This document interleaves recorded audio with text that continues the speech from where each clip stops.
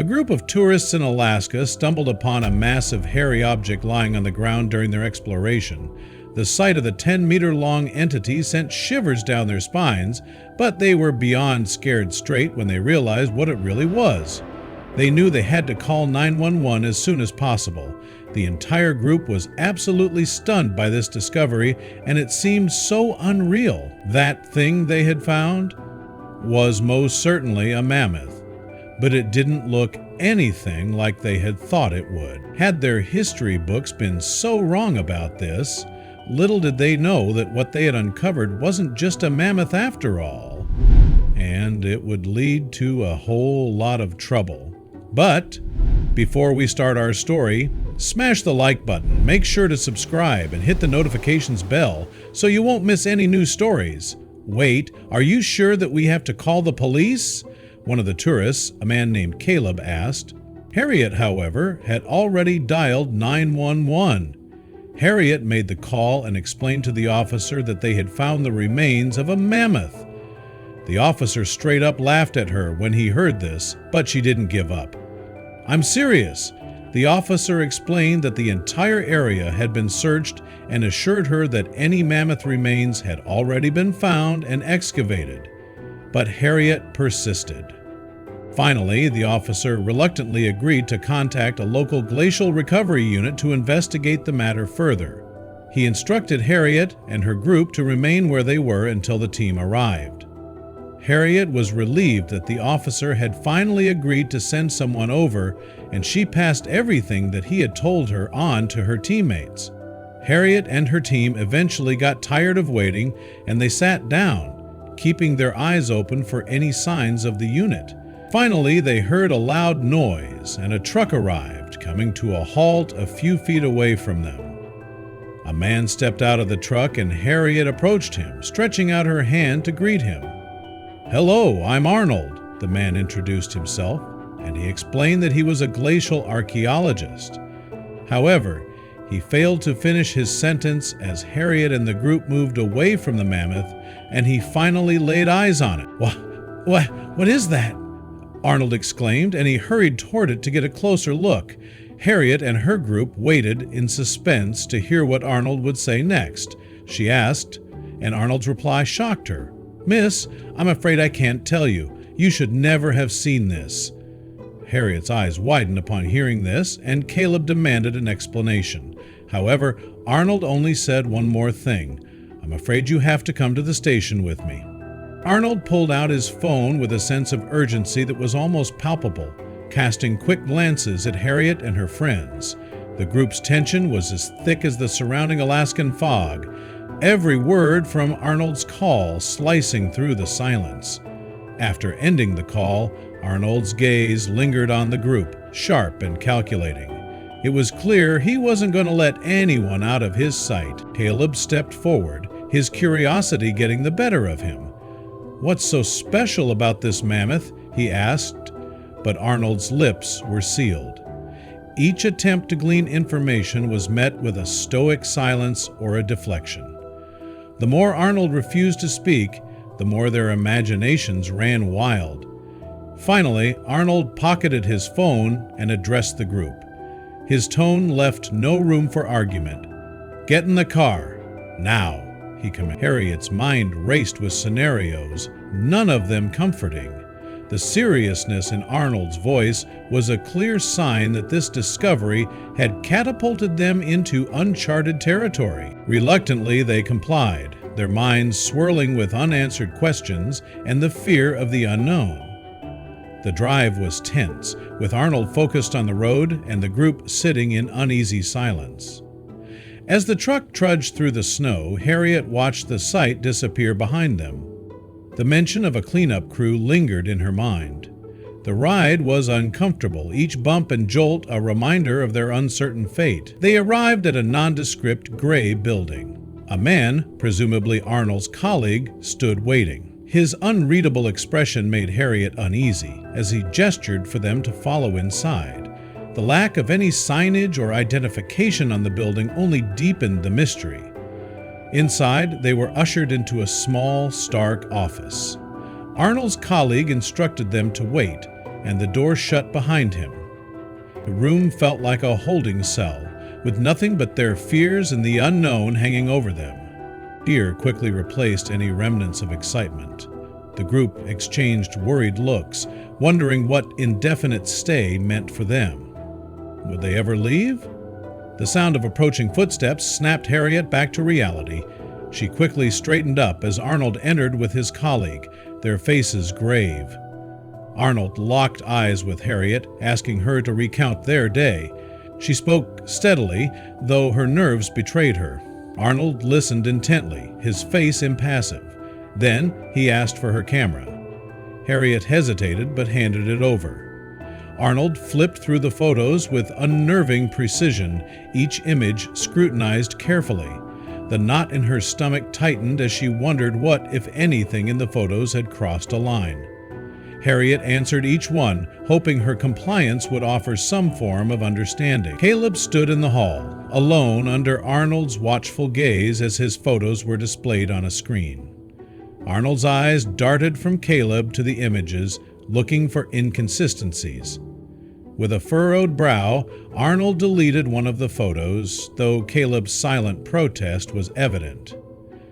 There was something about this mammoth find that Arnold seemed determined to hide. As the photos disappeared, Caleb's heart raced, but a hidden smirk played on his lips. He had uploaded the photos to a cloud service earlier, a digital safety net now proving invaluable. A growing distrust towards Arnold bubbled within him. What was so damning about those photos?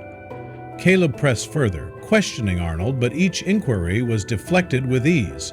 The more Arnold evaded, the more Caleb's suspicions grew. There was a story hidden behind Arnold's careful neutrality, and Caleb was determined to uncover it. Back in their temporary cell, Caleb found Harriet, her anxious gaze meeting his. Words tumbled out, doubts and discoveries that splintered their already fragile trust in Arnold. The shadow of their accidental discovery now loomed over them, binding them together in mutual fear. Caleb tried the door, only to find it locked from the outside. Their confinement had shifted from precaution to captivity, a reality that hit him hard. The room, once tolerable, now felt like a prison, its walls closing in with each passing moment. They searched the room in desperation, fingers tracing every surface for any means of escape. But nothing revealed itself. The air grew thick with frustration and a creeping sense of hopelessness. They were truly trapped. Under dim light, Caleb and Harriet huddled together, whispering. "When they come for us, that's our chance," Caleb said, his voice determined. Harriet nodded, her resolve strengthening. They would wait for the brief moment when their captors were distracted, then act. As the lock clicked open, Caleb's muscles tensed. He moved swiftly, slipping through the gap, then wedging the door open with a quiet push. He looked back at Harriet, a silent promise passing between them before disappearing into the shadows. Inside, Harriet was confronted by a newcomer.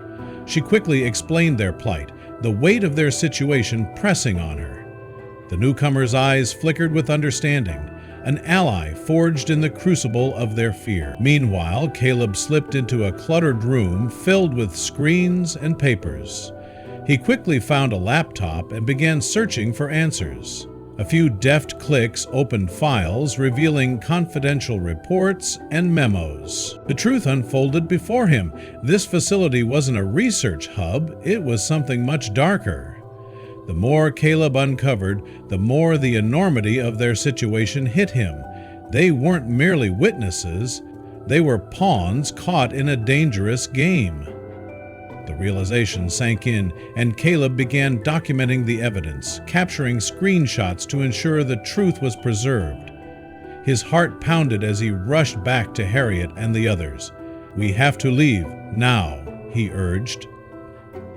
The gravity of his discovery was clear in his eyes, and his friends understood without words. Together, they moved swiftly, navigating the complex's maze-like corridors. With Harriet behind the wheel, they stole Arnold's truck, slipping away under the cloak of dimming light. Their escape was swift, but the sound of gunfire shattered their fleeting sense of safety. Arnold had found them. Adrenaline surged as they raced through the Alaskan wilderness, narrowly dodging bullets. Arnold's truck was close behind, a menacing shadow in the rearview mirror. But Caleb, Harriet, and the others were determined. Every twist of the wheel, every burst of speed was an act of defiance. They would not be caught. They would survive. The night air was pierced by the sharp crack of gunfire, each shot aimed with deadly intent, threatening to end their desperate escape. The bullets thudded into the vehicle, a grim reminder that every moment on the road was a gamble against fate.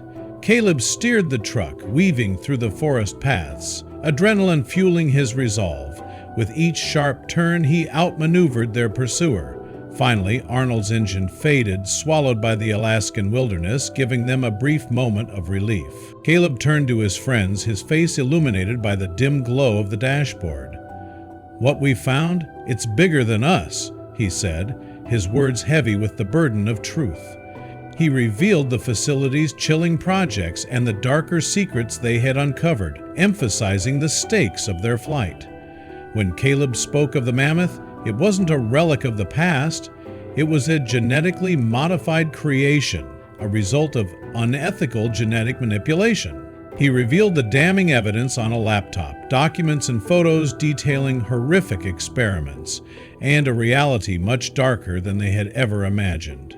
The revelation stunned them into silence. They exchanged looks of shock and disbelief. It felt like a nightmare, and the weight of the truth pressed on them. They couldn't forget what they had learned.